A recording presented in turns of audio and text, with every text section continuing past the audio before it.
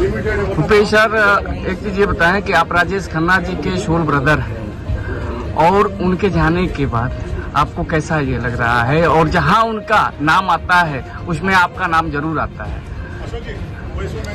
Actually Rajesh Khanna ji के साथ मेरा आत्मिक रिश्ता था और हमने करीबन 22, 23, 25 साल इकट्ठे गुजारे, तो रिश्ता खून से भी बड़ा था उनके साथ। मैं अगर बोलूं तो मैंने अपनी ज़िंदगी के जो भी डिसीजंस लिए हैं उनके होते हुए 25 साल या 22 साल तक, उनमें उनका ही हाथ होता था और मैं जो भी कहा है उनको उन्होंने वो किया है। सी द थिंग इज, मेरे लिए उनका जाना सबसे बड़ा लॉस है। मैं अभी भी आप मेरे से सवाल पूछ रहे हैं तो मैं उनको अपने साथ बैठा हुआ मेरे को लग रहा है कि महसूस कर सकता हूँ मिस्टर राजेश खन्ना को अपने साथ बैठा हुआ। वो मेरे मेंटर थे, गाइड थे और भाई तो थे ही, तो वो मेरे लिए अभी तक के जीवन का सबसे बड़ा लॉस है।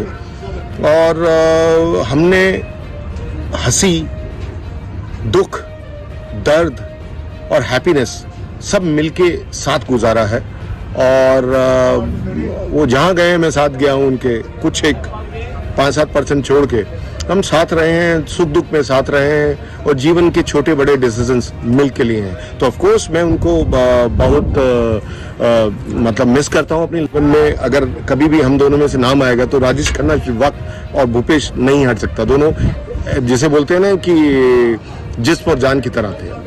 मैंने काफी जगह देखा है, मैंने काफी जगह उस पर सर्च किया तो उनका नाम पहले आता है, बाद में आपका आता है, लेकिन एक रियल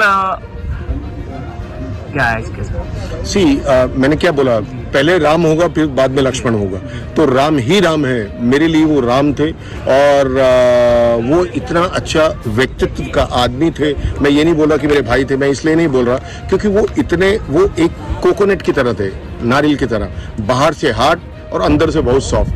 तो जो कलाकार होता है ना, तो अंदर से बहुत सॉफ्ट होता है, उसे बस हैंडल करने का तरीका आना चाहिए। तो he was a gem of a person. उन्होंने कई लोगों की मदद की, कभी मीडिया में जाके नहीं बोला मैंने ये कर दिया, मैंने वो कर दिया, क्योंकि वो उससे बचते थे।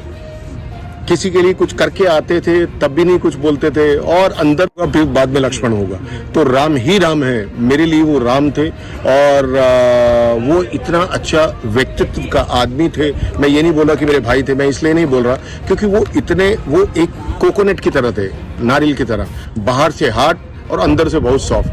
तो जो कलाकार होता है ना, तो अंदर से बहुत सॉफ्ट होता है, उसे बस हैंडल करने का तरीका आना चाहिए। तो he was a gem of a person. उन्होंने कई लोगों की मदद की, कभी मीडिया में जाके नहीं बोला मैंने ये कर दिया, मैंने वो कर दिया, क्योंकि वो उससे बचते थे। किसी के लिए कुछ करके आते थे तब भी नहीं कुछ बोलते थे और अंदर से वो इतने सिंपल आदमी थे जिसे मैं बता नहीं सकता। मतलब इतने सिंपल कि मतलब एक ये जो बॉय घूम रहे हैं उनसे भी ज्यादा सिंपल थे वो अंदर से। बट ऑफ कोर्स उनमें सुपरस्टार का डीएनए था, तभी तो वो ही was the first superstar of Indian cinema. Bollywood की बात नहीं कर रहा, he was the first superstar of Indian motion pictures. So चाहे वो रीजनल मूवी बन रही हो या वो, he was the first superstar and वो डिजर्व करते थे। उन्होंने जो परफॉर्मेंस दी है उसको कोई मैच ही नहीं कर सकता। और इन शॉर्ट, जैसे मैंने बताया कि राजेश खन्ना में सुपरस्टार का डीएनए था। आप क्या लोगों को क्या संदेश देना चाहेंगे? मैं तो सिर्फ इतना ही कहूंगा, मुझे इसका गम नहीं कि बदल गया है जमाना, मुझे इसका गम नहीं कि बदल गया है जमाना, मेरी जिंदगी है तुमसे कहीं तुम बदलना जाना। तो मैं पब्लिक का प्यार, ऑडियंस का प्यार इस फिल्म के लिए और मेरे लिए चाहूंगा। शुक्रिया।